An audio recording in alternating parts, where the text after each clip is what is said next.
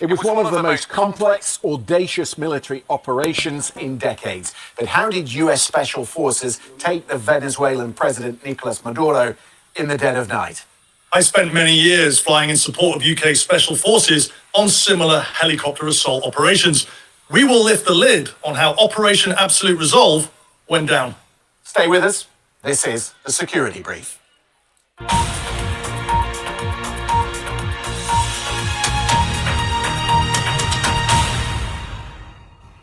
Well, Mikey has been out of the country this week, but he's been doing an awful lot of work breaking down this operation. And there's an awful lot to it, Mikey. So where do you want to begin? Christian, hi. Yeah, well, for me, there are three key elements. I'm going to call them phases, if you like. Phase one was the massive collation of intelligence. Phase two was all about suppression of enemy air defense, called SEAD. And then phase three was the helicopter force assault on Maduro's compound. Okay, well, let's start with the intelligence. Where does that come from? Yeah, correct. Intelligence is absolutely critical to any kind of these type of operations. Called the Night Stalkers. The Night Stalkers are the 160th SOAR Special Operations Aviation Regiment. And it all starts with the collation of intelligence. And intelligence comes, for me, in three key forms. Let's take the first, which is human intelligence or HUMINT. And that's basically informants or assets. And we do know from the open source reporting that there was a CIA plant within the Venezuelan government.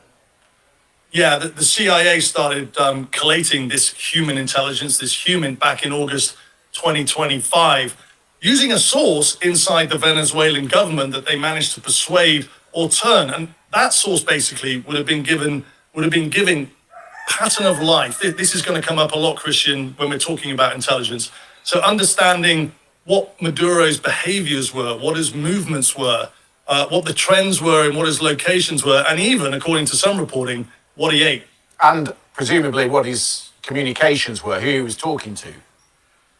Absolutely. That part is called signals intelligence. It forms part of what's called the ELINT spectrum, electronic intelligence.